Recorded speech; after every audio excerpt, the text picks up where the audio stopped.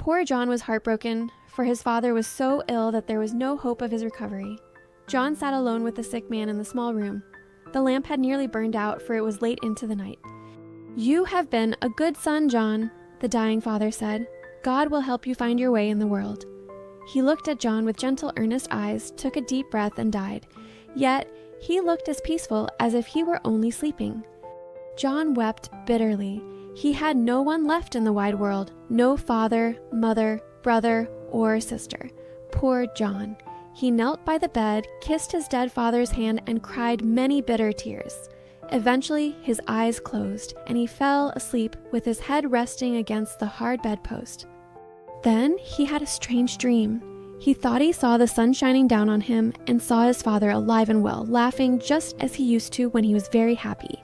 A beautiful girl with a golden crown on her head and long shining hair gave him her hand, and his father said, "Look what a bride you have won. She is the loveliest maiden on the whole earth." Then he woke up, and all the beautiful things vanished before his eyes. His father lay dead on the bed, and he was all alone. Poor John. During the following week, the dead man was buried. The son walked behind the coffin that held his father, whom he loved so dearly and would never see again. He heard the earth hit the coffin lid and watched it until only a corner remained visible, and then that too disappeared. He felt as if his heart would break from the weight of his sorrow. Then the people standing around the grave sang a hymn, and the sweet, holy tones brought tears to his eyes, which gave him some relief. The sun shone brightly down on the green trees as if to say, "You must not be so sad, John. Do you see the beautiful blue sky above you? Your father is up there praying to the Father of us all that you will do well in the future." "I will always be good," said John, "and then I shall go to be with my Father in heaven. What joy it will be when we see each other again. I will have so much to tell him, and he will show me so many things and explain the delights of heaven, teaching me just as he used to on earth. Oh, what joy it will be." He pictured it all so clearly that he smiled even while the tears ran down his cheeks. The little birds in the chestnut trees twittered, "Tweet, tweet." They were happy even though they had seen the funeral. It seemed as if they knew the dead man was now in heaven, with wings much larger and more beautiful than their own. They knew he was happy now because he had been a good man on earth, and they were glad for him. John watched them fly out of the green trees into the wide world, and he longed to fly with them. But first, he cut out a large wooden cross to place on his father's grave. When he brought it there in the evening, he found the grave decorated with gravel and flowers. Strangers had done this, people who had known the good old father who was now dead and had loved him very much. Early the next morning, John packed his small bundle of clothes and hid his entire inheritance, $50 and a few silver coins, in his belt. With this, he determined to try his luck in the world. But first, he went into the churchyard to his father's grave, offered a prayer, and said, "Farewell." As he walked through the fields, all the flowers looked fresh and beautiful in the warm sunshine, nodding in the wind as if to say, "Welcome to the green woods, where everything is fresh and bright."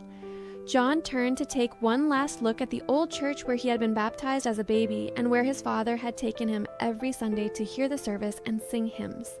As he looked at the old tower, he spotted the bell ringer standing in one of the narrow openings, wearing his little pointed red cap and shading his eyes from the sun with his bent arm. John nodded farewell to him, and the little bell ringer waved his red cap, put his hand over his heart, and blew several kisses to show that he felt kindly toward John and wished him a successful journey. John continued his journey, thinking of all the wonderful things he would see in the large, beautiful world, until he found himself farther from home than he had ever been. He didn't know the names of the towns he passed through and could barely understand the language of the people he met, for he was far away in a strange land. The first night, he slept on a haystack out in the fields because there was no other bed available, but it seemed so nice and comfortable that he felt even a king couldn't wish for a better one. The field, the brook, and the haystack with the blue sky overhead made a beautiful bedroom. The green grass with little red and white flowers was his carpet. The elderberry bushes and wild rose hedges looked like garlands on the walls, and for a bath, he had the clear, fresh water of the brook. The rushes bowed their heads to him to wish him good morning and good evening. The moon hung high in the blue ceiling like a large lamp, and he had no fear of it setting fire to his curtains. John slept safely all night, and when he woke up, the sun was rising and all the little birds were singing around him. "Good morning, good morning. Are you not up yet?" It was Sunday, and the bells were ringing for church. As the people went inside, John followed them. He heard God's word, joined in singing the hymns, and listened to the preacher. It felt just as if he were in his own church where he had been baptized and had sung hymns with his father. Out in the churchyard were several graves, and on some of them, the grass had grown very high. John thought of his father's grave, knowing it would eventually look like these since he wasn't there to weed and tend to it. So, he set to work. He pulled up the tall grass, straightened the wooden crosses that had fallen over, and replaced the wreaths that the wind had blown away. He thought to himself, perhaps someone is doing the same for my father's grave since I cannot be there to do it. Outside the church door stood an old beggar leaning on a crutch. John gave him his silver coins and then continued his journey, feeling lighter and happier than ever. Toward evening, the weather turned very stormy. He hurried as fast as he could to find shelter, but it was quite dark by the time he reached a lonely little church standing on a hill. "I will go in here," he said, "and sit in a corner, for I am exhausted and need rest." He went in and sat down. He folded his hands, offered up his evening prayer, and was soon fast asleep and dreaming, while thunder rolled and lightning flashed outside. When he woke up, it was still night, but the storm had stopped, and the moon shone in through the windows. He saw an open coffin standing in the center of the church containing a dead man waiting for burial. John was not easily scared. He had a clear conscience and knew that the dead cannot hurt anyone. It is living, wicked people who do harm to others. Two such wicked men were standing by the dead man who had been brought to the church to be buried. Their evil intention was to throw the poor dead body out the church door and refuse to let him rest in his coffin. "Why are you doing this?" asked John when he realized their plan. "It is very wicked. Leave him to rest in peace in Christ's name." "Rubbish," replied the two terrible men. "He cheated us. He owed us money that he couldn't pay, and now that he's dead, we won't get a penny. So we intend to take our revenge and let him lie like a dog outside the church door." "I have only $50, said John. "It is everything I own in the world, but I will give it to you if you promise faithfully to leave the dead man in peace. I can get by without the money. I have strong, healthy limbs, and God will always help me." "Well, of course," said the horrible men. "If you pay his debt, we promise not to touch him. You can count on that." They took the money he offered, laughed at him for being so simple-hearted, and went on their way.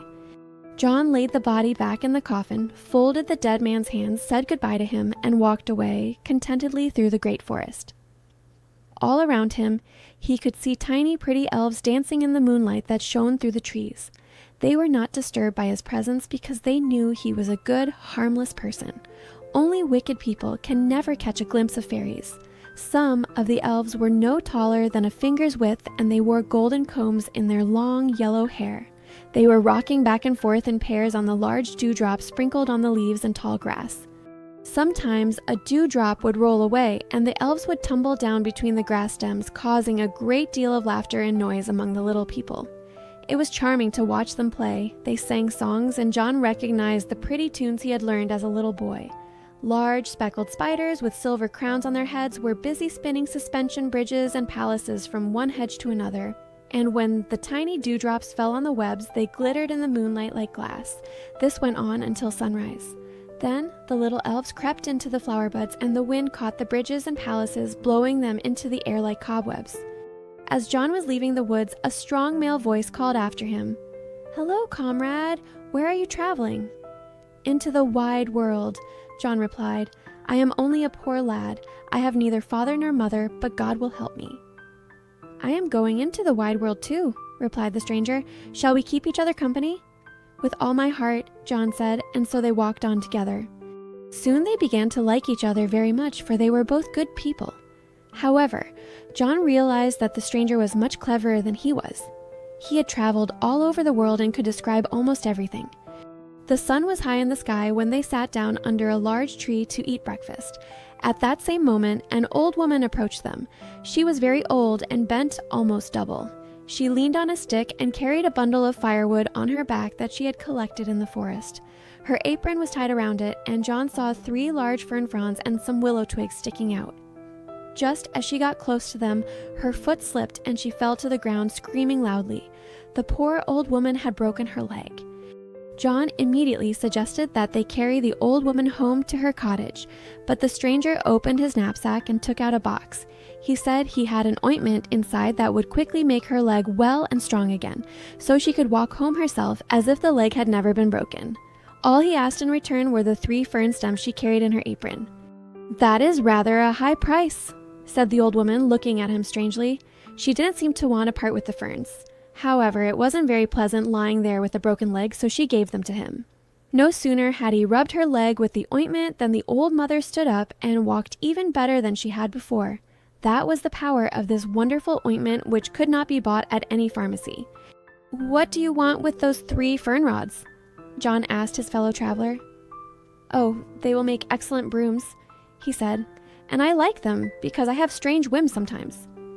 They walked on together for a long distance. "Look how dark the sky is getting," said John, "and look at those thick, heavy clouds." "Those aren't clouds," replied his traveling companion. "They are mountains, large, lofty mountains. Once we are at the top, we will be above the clouds in the pure, free air. Believe me, it is delightful to climb so high. We shall be there tomorrow." But the mountains were not as close as they looked. They had to travel a whole day through black forests and past rocks as big as towns before they reached them. The journey had been so tiring that John and his companion stopped to rest at a roadside inn to gather strength for the next day. In the large public room of the inn, many people had gathered to watch a puppet show. The puppeteer had just set up his little theater, and the audience was sitting around to watch the performance. Right in front, in the very best seat, sat a large butcher with a great bulldog by his side that looked very much like it wanted to bite someone. The dog sat staring with wide eyes, just like everyone else in the room. Then the play began. It was a nice story with a king and a queen who sat on a beautiful throne with gold crowns on their heads. Their robes had long trains, as was the fashion, and pretty wooden puppets with glass eyes and large mustaches stood by the doors, opening and closing them to let fresh air into the room. It was a very pleasant play, not sad at all. But just as the queen stood up and walked across the stage, the big bulldog, who should have been held back by his master, sprang forward and caught the queen by her slender waist, snapping it in two. It was a terrible disaster. The poor puppeteer was very upset and sad about his queen. She was the prettiest puppet he had, and the bulldog had bitten her head and shoulders right off. But after the audience had left, the stranger who came with John said he could fix her up. He brought out his box and rubbed the puppet with some of the ointment he had used to cure the old woman's broken leg. As soon as he did this, the puppet's back became whole again. Her head and shoulders were reattached, and she could even move her limbs on her own. There was no longer any need to pull the strings. The puppet acted just like a living creature, except she couldn't speak. The owner of the show was delighted to have a puppet that could dance by herself without being pulled by wires. None of the other puppets could do this. During the night, when everyone at the inn had gone to bed, someone was heard sighing deeply and painfully. The sighing went on for so long that everyone got up to see what was wrong. The puppeteer went immediately to his little theater and found that the noise was coming from the puppets. They all lay on the floor, sighing pitifully and staring with their glass eyes. They all wanted to be rubbed with the ointment so that, like the queen, they could move by themselves. The queen threw herself on her knees, took off her beautiful crown, held it out, and cried, "Take this from me, but please rub my husband and his courtiers."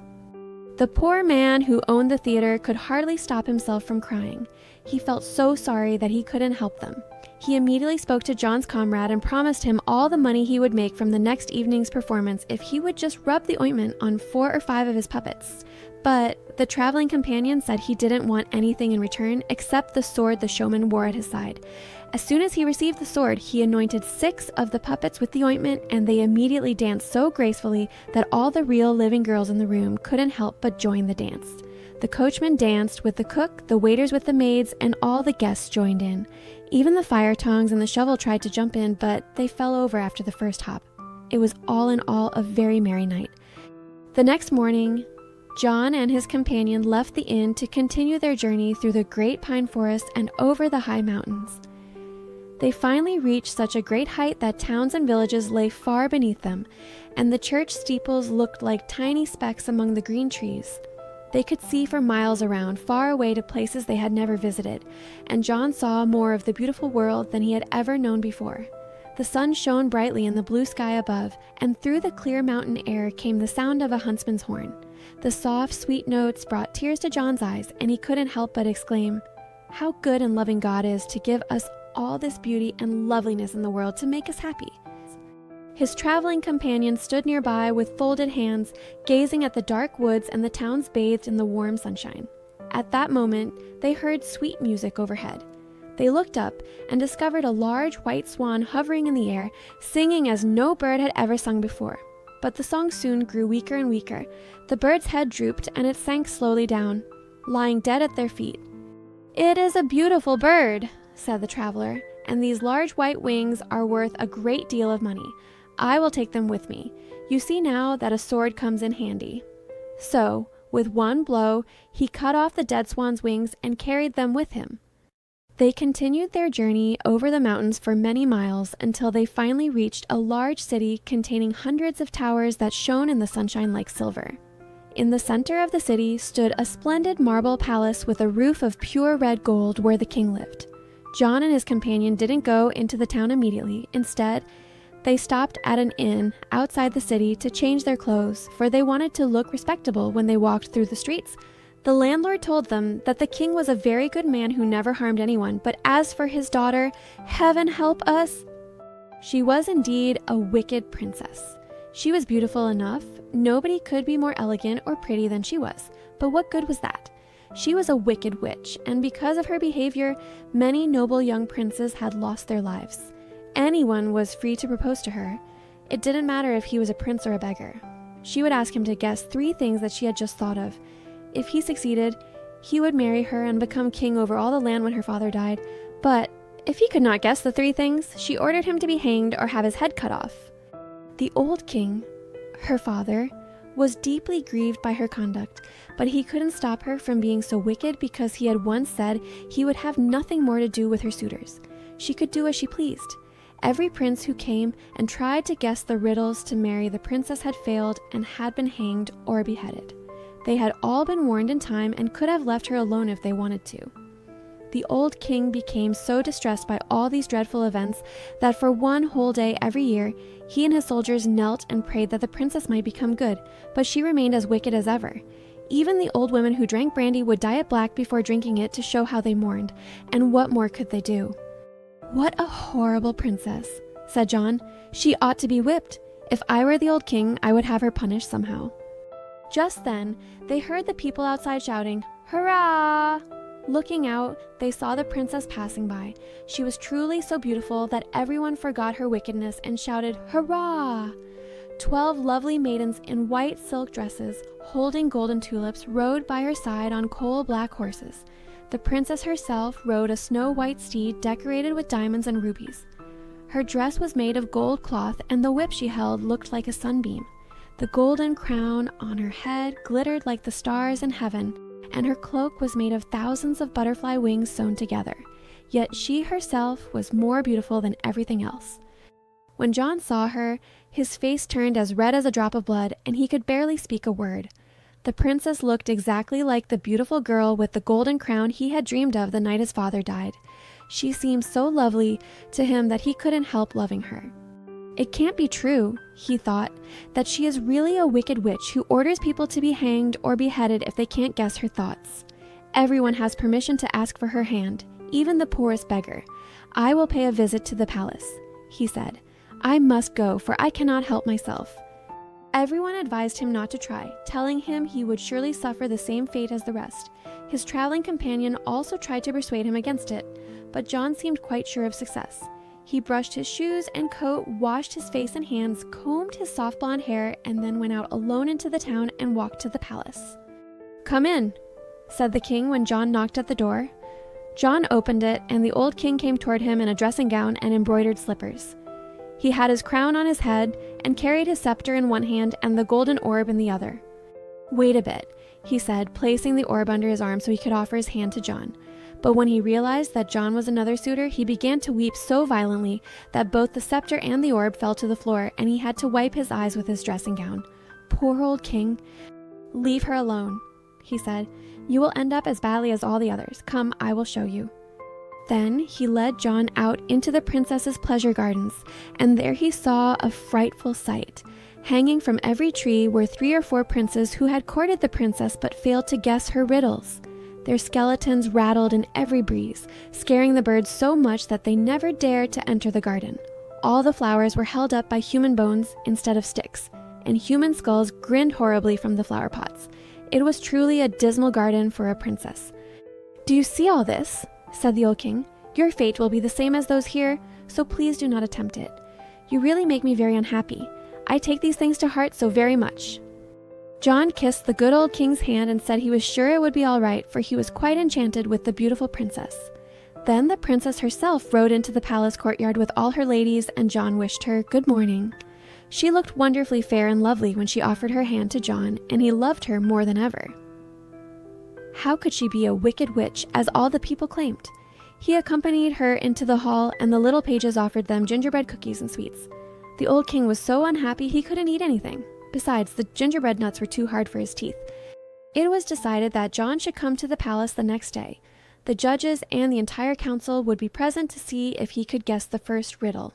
If he succeeded, he would have to come a second time, but if not, he would lose his life, and no one had ever managed to guess even one.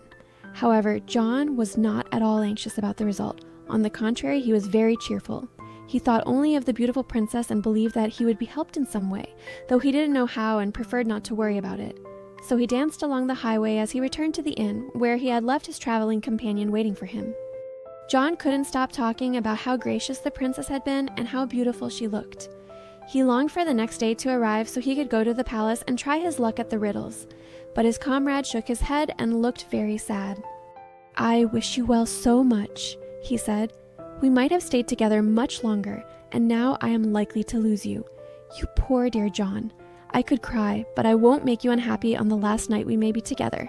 We will be merry, really merry this evening. Tomorrow, after you're gone, I will have plenty of time to weep." It quickly became known among the townspeople that another suitor had arrived for the princess, and there was great sorrow as a result. The theater remained closed, the women who sold sweets tied black mourning cloth around their sugar sticks, and the king and the priests were on their knees in the church. There was great lamentation, for no one expected John to succeed any better than the suitors who had come before. That evening, John's companion prepared a large bowl of punch and said, "Now, let us be merry and drink to the princess's health."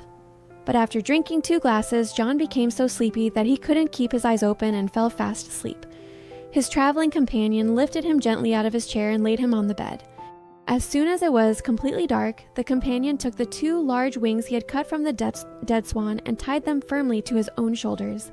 Then he put the largest of the 3 ferns he had gotten from the old woman with the broken leg into his pocket. After this, he opened the window and flew over the town straight toward the palace, seating himself in a corner under the window that looked into the princess's bedroom. The town was perfectly still when the clock struck 11:45. Suddenly, the window opened, and the princess, who now had large black wings on her shoulders and wore a long white cloak, flew away over the city toward a high mountain. The traveling companion, who had made himself invisible so she couldn't see him, flew after her through the air and whipped the princess with his fern rod so that she bled whenever he struck her. Ah, it was a strange flight through the air.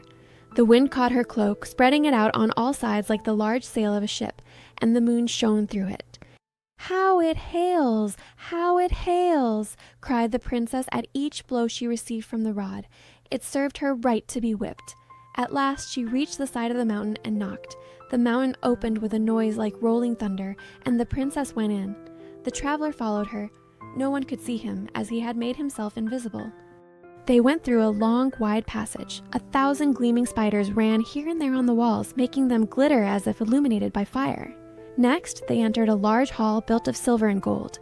Large red and blue flowers shone on the walls, looking like sunflowers in size, but no one dared to pick them, for the stems were hideous poisonous snakes, and the flowers were flames of fire darting from their jaws. Shining glow worms covered the ceiling, and sky blue bats flapped their transparent wings. Altogether, the place looked frightful. In the middle of the floor stood a throne supported by 4 skeleton horses, whose harnesses had been made by fiery red spiders.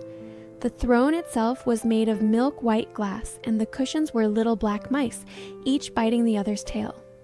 Over it hung a canopy of rose-colored spiderwebs spotted with the prettiest little green flies that sparkled like precious stones. On the throne sat an old magician with a crown on his ugly head and a scepter in his hand. He kissed the princess on the forehead, seated her by his side on the splendid throne, and then the music began. Great black grasshoppers played mouth organs, and an owl beat upon her own stomach as if it were a drum. It was an altogether ridiculous concert. Little black goblins with false lights in their caps danced about the hall, but no one could see the traveler, who had placed himself just behind the throne, where he could see and hear everything. The courtiers who entered looked noble and grand, but anyone with common sense could see what they really were, just broomsticks with cabbages for heads. The magician had given them life and dressed them in embroidered robes. It worked well enough, as they were only needed for show. After a little dancing, the princess told the magician that she had a new suitor and asked what she should think of for him to guess when he came to the castle the next morning. "Listen to what I say," said the magician. "You must choose something very easy. He is less likely to guess it then. Think of one of your shoes. He will never imagine it is that. Then cut his head off, and mind you don't forget to bring his eyes with you tomorrow night so I can eat them." The princess curtsied low and said she would not forget the eyes. The magician then opened the mountain, and she flew home again. But the traveler followed and whipped her so hard with the rod that she sighed deeply about the heavy hailstorm and hurried as fast as she could to get back to her bedroom through the window. The traveler then returned to the inn where John still slept, took off his wings, and lay down on the bed, for he was very tired. Early in the morning, John woke up. When his traveling companion got up, he said he had a very wonderful dream about the princess and her shoe. So he advised John to ask her if she wasn't thinking of her shoe. Of course, the traveler knew this from what the magician in the mountain had said.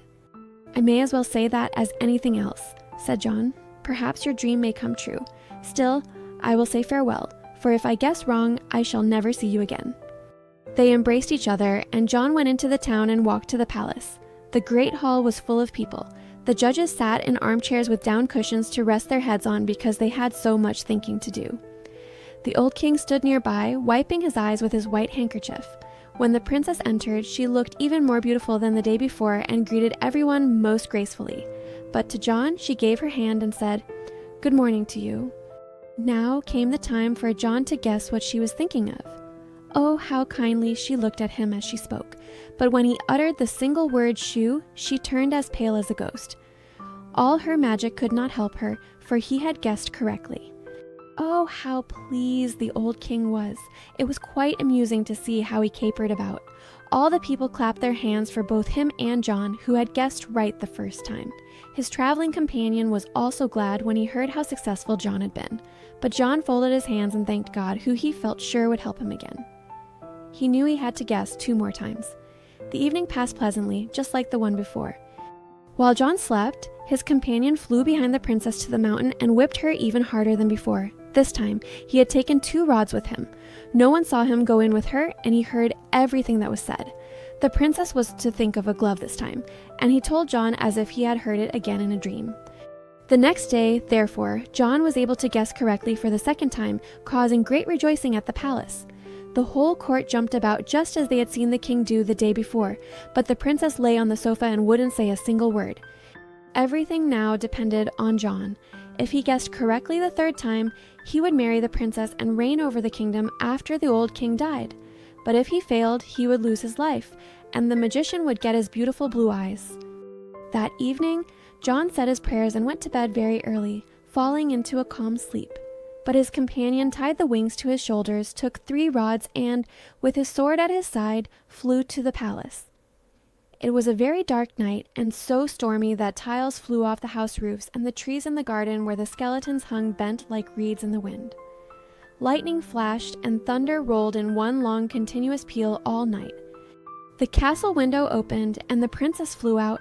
She was as pale as death, but she laughed at the storm as if it weren't bad enough. Her white cloak fluttered in the wind like a large sail, and the traveler whipped her with the 3 rods until blood trickled down, and at last she could barely fly. She managed, however, to reach the mountain. "What a hailstorm!" she said as she entered. "I have never been out in weather like this."